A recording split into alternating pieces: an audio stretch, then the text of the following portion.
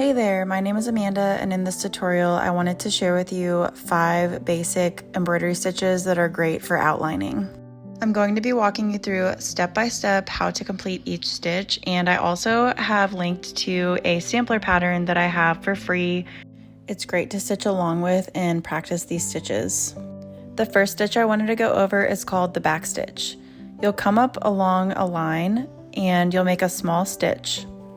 Skip ahead 1 stitch length, so the same length as the stitch you made, and come up through the fabric. Then you'll make a stitch backwards, touching the first straight stitch you made.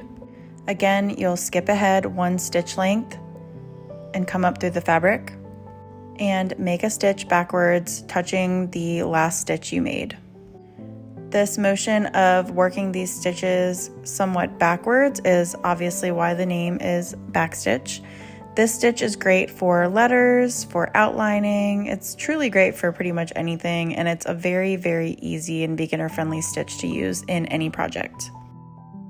The next stitch is called a split stitch. Similar to how you started the back stitch, you will come up along a marked line and make a small stitch. This time you will go through the center of the stitch, splitting it with your needle and thread. Pull the working thread through and then skip a stitch length ahead along the line. Again, you'll come up through this next stitch and split it with your needle, and you'll continue working these stitches as long as you'd like along the line.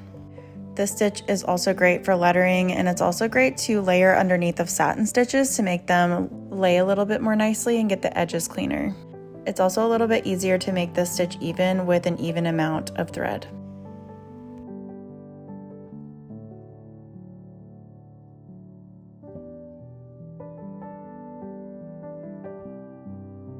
The next stitch is called the chain stitch.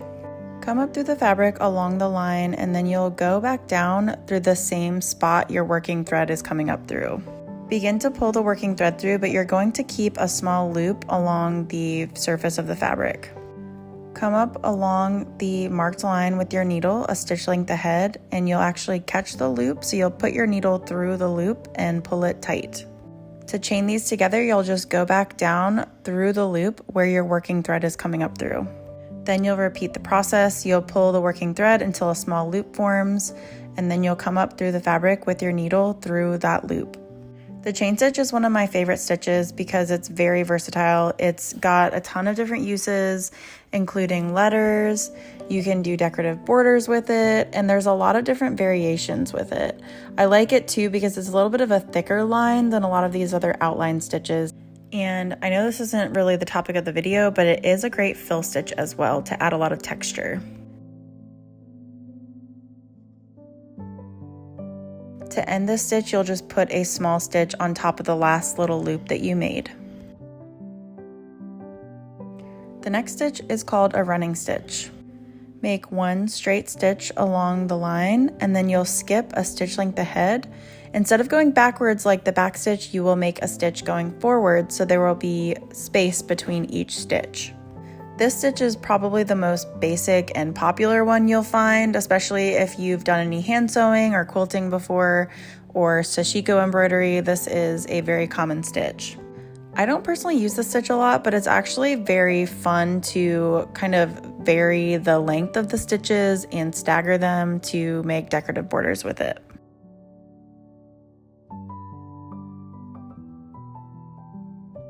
The final stitch I wanted to share with you is the stem stitch. Come up along the marked line and go back down a stitch length ahead along the line. Partially pull your thread through and keep the working thread off to the left-hand side. Next, you'll come up in the middle of this stitch with your working thread. Then you can pull the thread through and then keep the working thread off to the left again. Skip a stitch length ahead and come back down through the fabric, partially pulling the thread but keeping it off to the left. This time you're going to come up against the bottom of the first stitch you made.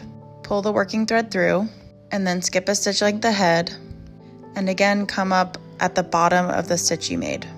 The biggest challenge with this stitch for people is to get it to lay neatly. The key is to keep the working thread off to one side only while you're working this.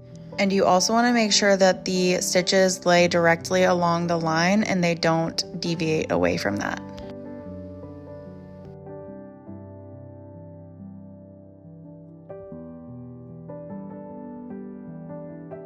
Now that we've gone over the basics, I just wanted to quickly share a few tips for embroidering curves. It's really important to mark your fabric because I think that will really help you to slow down and make sure that you're following the design well. But other than that, it's really important to shorten your stitch length as you're going along the curves. If you make your stitches really long, it can appear really jagged along the fabric. So try to take your time and shorten up your stitches, and it will make a world of difference.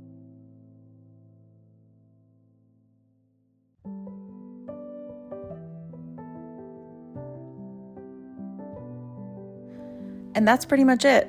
I would definitely recommend you checking out the sampler pattern. It has stitches and it also has a traceable design so that you can practice all of these basic stitches and learn them well. Please like and subscribe if you like embroidery tutorials, and I'll see you in the next video.